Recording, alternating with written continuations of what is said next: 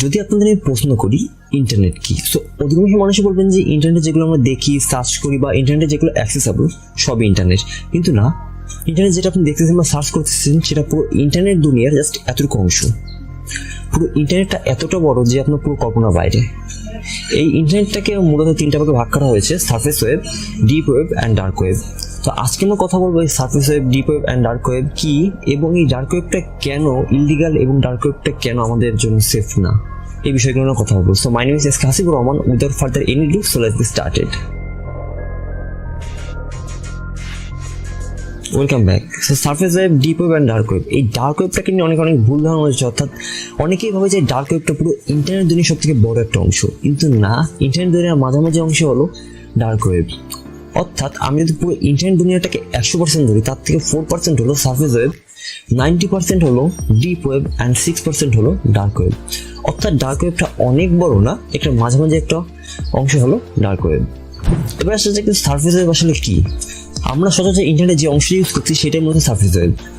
অর্থাৎ Google, Yahoo, Facebook, Twitter, এই যে সোশ্যাল মিডিয়া বা যেই ওয়েবসাইটগুলো রয়েছে এইগুলোর মধ্যে সার্ফেস, গুগলে যেগুলো ইন্ডেক্স করা থাকে সেগুলোর মধ্যে সার্ফেস ওয়েব।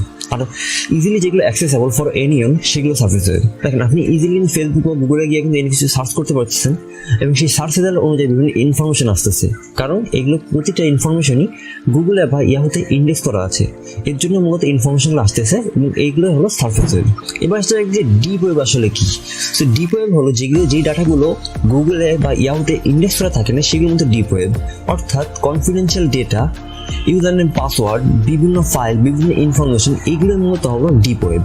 মনে করুন আপনি গুগলে, অর্থাৎ আপনি একটা জিমেল একটা ফাইল রাখলেন বা গুগল ড্রাইভে একটা ফাইল রাখলেন, এই ফাইলকে আপনি কিন্তু জিমেল অর্থাৎ গুগলে আর ইয়াহুতে গিয়ে কিন্তু বা ফেসবুকে গিয়ে কিন্তু আপনি সার্চ করলে কিন্তু পাচ্ছেন না। কারণ কি, এই যে ইনফরমেশন আছে বা এই যে ফাইলটা আছে, এই ফাইলটা হলো আপনার পারমিশন ব্যতীত অন্য কেউ কিন্তু এটা অ্যাক্সেস করতে পারবে না, এবং এই যে ফাইলটা আছে এই ফাইলটা কিন্তু আপনার গুগলে বা ইয়াহুতে বা ফেসবুকে ইন্ডেক্স করা নাই। ফর দিস রিজন এই ফাইলটা আপনি ছাড়া অন্য কেউ অ্যাক্সেস করতে পারতেছে না।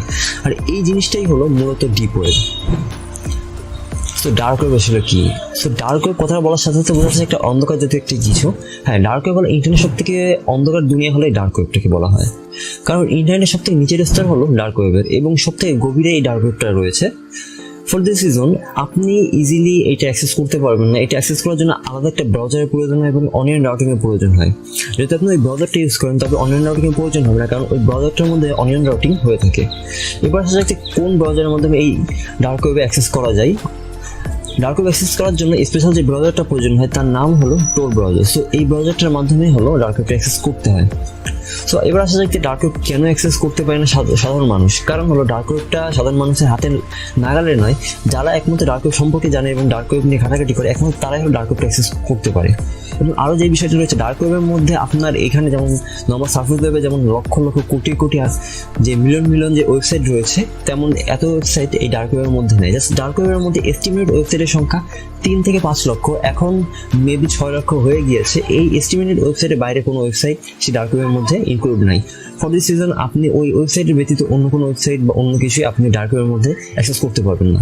এবং ডার্ক ওয়েব অ্যাক্সেস করতে গেলে বা বিভিন্ন যে ওয়েবসাইটগুলো আছে, যেই 3 থেকে 5 লক্ষ যে এস্টিমেট ওয়েবসাইট, এই ওয়েবসাইটগুলোর আপনার নাম না জানা থাকে, অর্থাৎ যে ওয়েবসাইটের যে অ্যাড্রেসটা যদি না জানা থাকে, আপনি ডার্ক ওয়েব কোনোভাবে আপনি অ্যাক্সেস করতে পারবেন না। অর্থাৎ ডার্ক ওয়েবের সেই ওয়েবসাইটগুলো আপনি কোনোভাবেই অ্যাক্সেস করতে পারবেন না।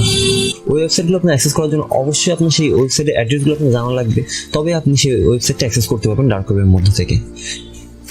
এবার আসা যায় ডার্ক ওয়েবের মধ্যে আসলে কী রয়েছে। সো ডার্ক ওয়েবের মধ্যে ভালো জিনিস থেকে খারাপ জিনিস সব থেকে ভরে রয়েছে, কারণ এই ডার্ক ওয়েবটা যদি আমি 100% ধরি, তার থেকে 4 to 3% মাত্র আপনার কাজের ইনফরমেশন বা ভালো ইনফরমেশন রয়েছে, আর বাকি যে 96 to 97% সবই হলো খারাপ ইনফরমেশন রয়েছে। কারণ এই ডার্ক ওয়েব অলওয়েজ ইলিগাল কাজে ইউজ করা হয় এবং এই ডার্ক ওয়েবটা ইউজ করা প্রতিটা দেশে ইলিগাল। কারণ এই ডার্ক ওয়েবের মধ্যে যে জিনিসগুলো রয়েছে তা হলো আপনি ইজিলি এই ডার্ক ওয়েবের মাধ্যমে কোনো হ্যাকার বা কোনো হিটম্যানকে হায়ার করতে পারতেছেন, এবং আপনাদের কারোর সাথে শত্রুতা থাকে, আপনি ডার্ক ওয়েবে গিয়েই ইজিলি কোনো হিটম্যানকে হায়ার করে আপনার যে শত্রু রয়েছে তাকে আপনি ইজিলি কিন্তু মেরে ফেলতে পারতেছেন, সো এই ডার্ক ওয়েবের মাধ্যমে। এবং এছাড়া এই ডার্ক ওয়েবের মধ্যে যে জিনিসগুলো রয়েছে তা হলো এখান থেকে ইজিলি আপনি ড্রাগস বাই করতে পারতেছেন অথবা সেল করতে পারতেছেন।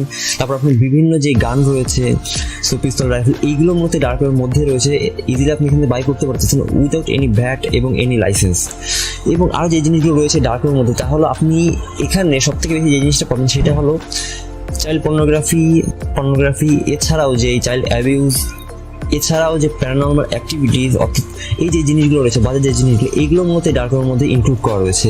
এবং এই যেই জিনিসগুলো অর্থাৎ চাইল্ড পর্নোগ্রাফি, তারপর মার্ডার এবং যে চাইল্ড অ্যাবিউজ, তারপর প্যারানর্মাল অ্যাক্টিভিটিস, এইগুলো জিনিসটা নিয়ে আলাদা একটা ডিপার্টমেন্ট রয়েছে, সেটা হলো রেড রুম। এই ডার্ক ওয়েবের মধ্যে রেড রুম রয়েছে। রেড রুমটা সব থেকে বাজে এবং সব থেকে একটা জঘন্য একটা জায়গা। এবং আরও যে জিনিসগুলো রয়েছে ডার্ক ওয়েবের মধ্যে, তা হলো ডার্ক ওয়েব থেকে ইজিলি আপনি যে হাইটেক গ্যাজেটগুলো রয়েছে এই গ্যাজেটগুলো বাই করতে পারতেছেন। অর্থাৎ আপনার যখন কোনো দেশ থেকে কোনো গ্যাজেট বাই করতেছেন, আপনাকে কিন্তু আলাদা ভ্যাট ট্যাক্স দিতে হচ্ছে। বাট এখান থেকে আপনি যদি কোনো গ্যাজেট কেনেন, হাইটেক গ্যাজেট, এটা আপনি লো প্রাইসে এবং উইদাউট ট্যাক্স আর ভ্যাটের মাধ্যমে আপনি কিনতে পারতেছেন। কারণ মনে করুন বাংলাদেশে একটা আইফোনের দাম, সাপোজ বাংলাদেশে একটা আইফোনের দাম 1 লাখ টাকা, এখানে মনে করুন ভ্যাট ট্যাক্স দিয়ে ওখানে 1,10,000 টাকা। এবার এই যে 1,10,000 টাকা লাগতেছে, বাট ওখান থেকে যদি কোনো এই আইফোনটাই কেনেন, ওখান থেকে আপনার প্রাইস পড়বে মাত্র 15 থেকে 20,000 টাকা উইদাউট ট্যাক্স আর উইদাউট ভ্যাট। অর্থাৎ আপনার কোনো ভ্যাট ট্যাক্স দেওয়া লাগতেছে না, আপনি জাস্ট 10 থেকে 25,000 টাকার মধ্যে আপনি সেই আইফোনটা কিনতে পারতেছেন। এর জন্য মধ্যে ডার্ক ওয়েব অনেকে ইউজ করে। এবার সেটা ডার্ক ওয়েবের মধ্যে আরও কী কী জিনিসগুলো ঘটে। এখান থেকে ইজিলি কাউকে মার্ডার করার যে প্রসেসগুলো আপনি এখান থেকে দেখতে পাচ্ছেন, কাউকে মানে বাজে যে কাজ আপনি সেই কাজগুলো এখান থেকে আপনি শিখতে পারতেছেন। এছাড়াও এই যে আপনি যে কাজগুলো হয় এবং কোনো হ্যাকারকে হায়ার করা, হিটম্যানকে হায়ার করা, অথবা আপনার ড্রাগস অথবা যে গানস, এগুলো আপনি যদি বাই করতে চান, এগুলো আসলে কীভাবে বাই করতে হয়, এগুলো বাই করার জন্য আলাদা একটা কারেন্সির প্রয়োজন হয়, অর্থাৎ বিটকয়েন। অনেকে হয়তো বিটকয়েন নাম শুনছেন। এইটাই মূলত হলো ডিজিটাল ওয়ার্ল্ডের সব থেকে বড় একটা কারেন্সি। এই কারেন্সির মাধ্যমে হলো অনেক জিনিস বাই এবং সেল করতে হয়। কারণ কি, এই বিটকয়েনটা দিয়ে যদি আপনি কোনো কিছু সেল অথবা বাই করেন, আপনার যে ইনফরমেশন রয়েছে, অর্থাৎ আপনি আসলে কে, আপনার অ্যাড্রেসটা কোথায়, এই ইনফরমেশনগুলো কারোর কাছে লিক হয় না এবং কেউ এটা জানতে পারে না। তো আপনি ইনফরমেশনটা গোপন রেখে আপনি ইজিলি কোনো কিছু বাই করতে পারেন। এর জন্য মূলত বিটকয়েনটার মাধ্যমে বাই এবং সেল করা হয়। এবং আরও যে জিনিসগুলো এই ডার্ক ওয়েবের মধ্যে ঘটে, তা হলো এখান থেকেই মূলত মানব পাচার এবং যে স্মাগলিং, এই জিনিসগুলোর মূলত এখানে ডার্ক ওয়েবের মাধ্যমে হয়। কারণ কি, আপনি যদি এই ডার্ক ওয়েবটা ইউজ করেন, আপনার পুরো যে ইনফরমেশন রয়েছে, অর্থাৎ আপনার আইডেন্টিটি সম্পূর্ণ হাইড করা হয়ে থাকে। তো অ্যানোনিমাস হিসাবে আপনি মূলত ডার্ক ওয়েবটা ইউজ করতে হয়। অর্থাৎ আপনি ডার্ক ওয়েবটা ইউজ করতেছেন, আসলে কেউ জানতে পারবেন আপনি আসলে কে বা আপনার ইনফরমেশন কী, অর্থাৎ আপনার আইপি অ্যাড্রেস কী, আপনার লোকেশনটা কী বা আপনার নামটা কী, এই জিনিসগুলো কেউ ডার্ক ওয়েব যখন ইউজ করা হয় তখন কেউই জানতে পারে না আরেকজন মানুষ। এর জন্য মূলত ডার্ক ওয়েবটা হ্যাকার, তারপর বিভিন্ন ক্রিমিনাল, বিভিন্ন অ্যাক্টিভিটর এবং বিভিন্ন যারা মূলত এই ডার্ক ওয়েবটা ইউজ করেন, সাধারণ মানুষ ইউজ করে, যারা ডার্ক ওয়েবটার প্রয়োজন হয় তারা একমাত্র ডার্ক ওয়েবটা ইউজ করে। আমি অলরেডি ডার্ক ওয়েব বহুতবার ইউজ করছি এবং রিসেন্টলি ডার্ক ওয়েব থেকে কী কী আসলে জিনিসগুলো পাওয়া যায় সেগুলি স্ক্রিনশট অলরেডি আপনাকে দেখিয়েছি। এবং আরও যে জিনিসগুলো রয়েছে, ডার্ক ওয়েবটা মূলত প্রথমে তৈরি করা হয়েছিল আমেরিকান নেভি এবং আমেরিকান এয়ারফোর্স, এদের জন্য।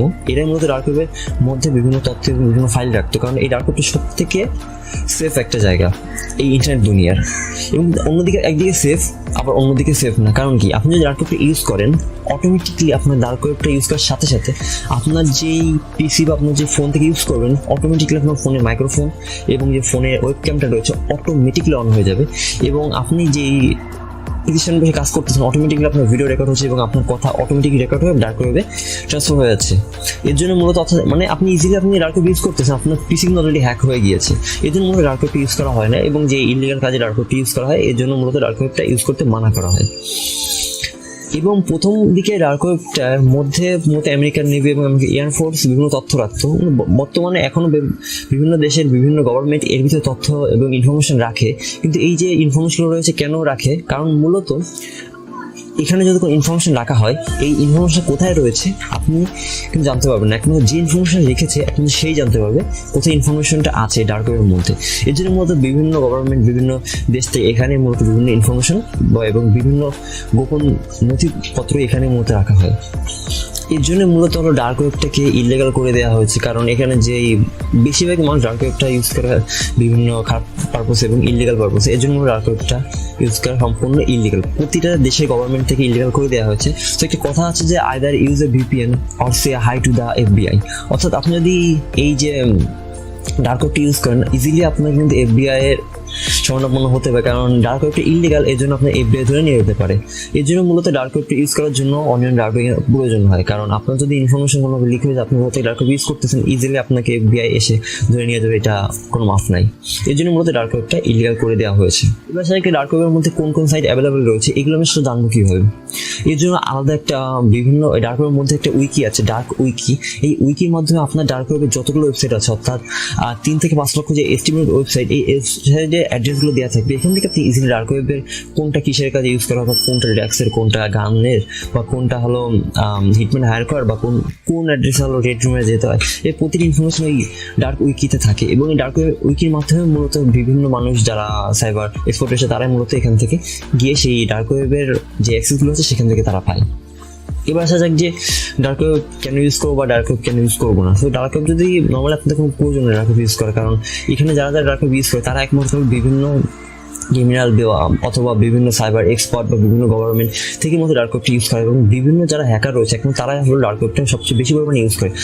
আই থিঙ্ক বাংলাদেশে বড় বড় হ্যাকাররাই ডার্ক ওয়েব ইউজ করে, কারণ আমাদের মহসিন বা যিনি হলো বাংলাদেশের যে হ্যাকার মানে ইথনিক্যাল হ্যাকার, সে ইনিও মতো ডার্ক ওয়েব ইউজ করছে এবং তারা ইউজ করে, মূলত হ্যাকাররা বেশিরভাগ ইউজ করে। এবং বাংলাদেশে আই থিঙ্ক বাংলাদেশের গভর্নমেন্ট ডার্ক ওয়েব ইউজ করে না, কারণ রিসেন্টলি একটা ভিডিও দেখতেছিলাম, যমুনা টেলিভিশনের ভিডিও ছিল, যেটা বিটকয়েনের উপর। সো দেন তখন বাংলাদেশের গভর্নমেন্টের সাইবার যে বাংলাদেশের এক্সপার্ট রয়েছে, গভর্নমেন্ট সাইবার এক্সপার্ট, তাদেরকে যখন আস্ক করা হলো যে বিটকয়েনটা আসলে কি, এই বিষয় নিয়ে জানেন বা হাবিজাবি, তখন তারা বলতেছে যে বিটকয়েন জিনিসটা আসলে কি, বা বিটকয়েন জিনিসটা তো খুব রিসেন্টলি শুনছি, কিন্তু বিটকয়েন 10 সাল থেকে আমরা শুনে আসতেছি, কিন্তু তারা আমাদের দেশের গভর্নমেন্টের যে সাইবার সিকিউরিটি এক্সপার্ট রয়েছে তারা শুনতেছে রিসেন্টলি। এই জন্য আই থিঙ্ক আমার কাছে কনফিউজ রয়েছে যে আসলে বাংলাদেশের গভর্নমেন্ট এই ডার্ক ওয়েব সম্পর্কে অতটা জানে কিনা। হয়তো বা আমাদের দেশে আমাদের দেশে প্রতিটি সাংবাদিক চ্যানেল বা প্রতিটি চ্যানেল ডার্ক ওয়েব সম্পর্কে জানে এবং বিভিন্ন সাইবার এক্সপার্ট ডার্ক ওয়েব সম্পর্কে জানে, বাট গভর্নমেন্ট থেকে ডার্ক ওয়েব সম্পর্কে অতটা ধারণা নেই আমি যতটা মনে করি। তো জানতে পারলেন যে ডার্ক ওয়েব আসলে কি, কিভাবে কাজ করে এবং ডার্ক ওয়েব কেন ইলিগাল, সবকিছু এই ভিডিওতে জানতে পারলেন, এবং পুরো ইন্টারনেট দুনিয়াটাই সম্পর্কে আপনাকে কভার করলাম আজকে। তো ভিডিওটি ভালো লাগলে অবশ্যই ভিডিওটি সবার কাছে শেয়ার করে দেবেন, যারা ডার্ক ওয়েব সম্পর্কে জানে না তাদের অবশ্যই শেয়ার করবেন, এবং ভিডিওটি ভালো লাগলে অবশ্যই লাইক দেবেন, কমেন্ট করে চ্যানেলটি সাবস্ক্রাইব করবেন যদি সাবস্ক্রাইব না করে থাকে। সো আজকে নেক্সট ভিডিও আসছে নতুন কোনো টপিকের পরে। সো আজকে এতটুকু। So thank you so much for watching. I will catch you guys in the next one. Bye by.